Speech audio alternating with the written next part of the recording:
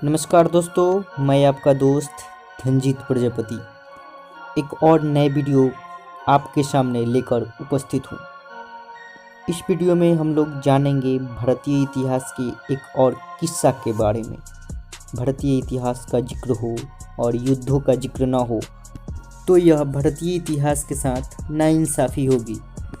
आज हम लोग इस वीडियो में जानेंगे पानीपत की प्रथम युद्ध के बारे में, जो बाबर और इब्राहिम लोदी के बीच लड़ा गया था। दोस्तों, पानीपत हरियाणा के एक ज़िले का नाम है, मतलब पानीपत हरियाणा में स्थित एक जगह है। यह लड़ाई बाबर और इब्राहिम लोदी के बीच लड़ा गया था। आइए जानते हैं इस लड़ाई के बारे में। पानीपत की पहली लड़ाई भारतीय इतिहास में एक निर्णायक भूमिका निभाई। दूसरी बार समरकंद से हारने के बाद बाबर का नज़र भारत पर पड़ा, जो कि 1519 में बाबर चिनाब नदी के किनारे आ गया था और 1524 में उसकी नज़र पंजाब पर पड़ी। मुख्य रूप से उसके पूर्वज तैमूर की विरासत को बनाए रखने के लिए उसका उद्देश्य था भारत को पूरे साम्राज्य पर कब्जा करना, जबकि भारत के उत्तरी हिस्सों में लोदी वंश के शासक इब्राहिम लोदी का शासन था। साम्राज्य पूरी तरह ढल रहा था। लोदी वंश का साम्राज्य पूरी तरह ढह रहा था। इस कमज़ोर परिस्थितियों को देखते हुए बाबर ने लोदी वंश पर हमला किया। तो ज़्यादा कहानियों की बात न करते हुए हम अपने पॉइंट पर आते हैं।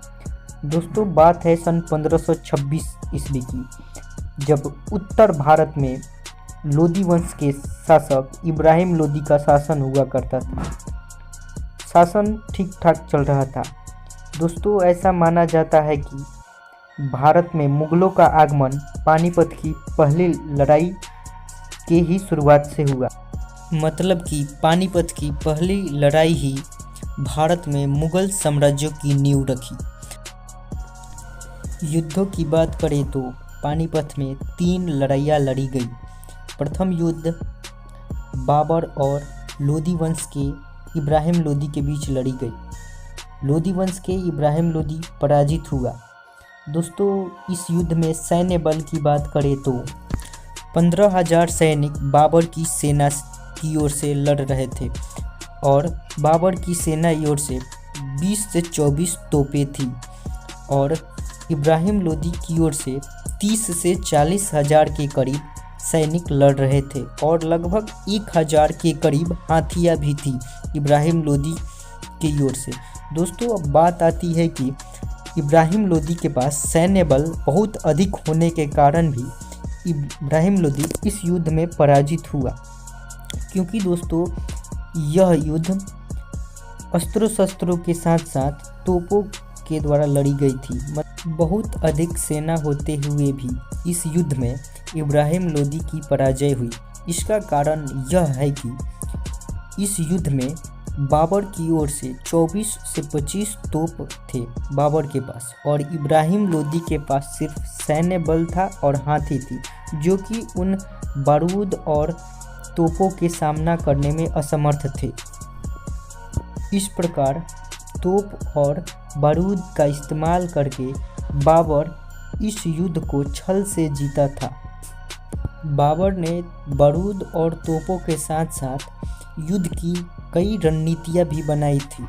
सबसे पहला नीति थी बाबर की तुलुगामा युद्ध नीति। इस नीति में बाबर ने क्या किया कि अपने सैन्य बल को लोदी के सैन्य बल के चारों ओर दाएं बाएं और दुश्मन के चारों ओर फैला दिया। छोटे छोटे टुकड़ियों में फैला दिया और दुश्मन को एक युद्ध नीति से, अच्छी रणनीति से पराजित करने में बाबर सफल हुआ।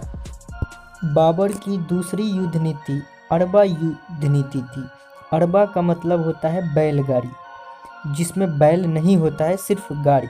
गाड़ी के पीछे तोप सजाए हुए रखे थे और बैलगाड़ी के पीछे छुपकर तोपों से वार करवाया था। इस तरह से बाबर ने पानीपत का प्रथम युद्ध जीत लिया और भारत में मुगल साम्राज्य की नींव रखी। आपको युद्ध के परिणाम के बारे में बता दें तो बाबर की सेना ने इब्राहिम लोदी के विशाल सेना को हराया। इब्राहिम लोदी मैदान में ही मारा गया और इब्राहिम लोदी के सीमांत और सेनापति इब्राहिम लोदी को वहीं पर छोड़कर चल दिए। इस प्रकार दोस्तों पानीपत की प्रथम युद्ध में बाबर की जीत और इब्राहिम लोदी की हार हुई। आपको बता दें कि बाबर काबुलिस्तान का रहने वाला था, जो कि मुगलिय सल्तनत को भारत में स्थापित करने में सफल हुआ। इस तरह से भारत में मुगल सल्तनत की विस्तार हुआ।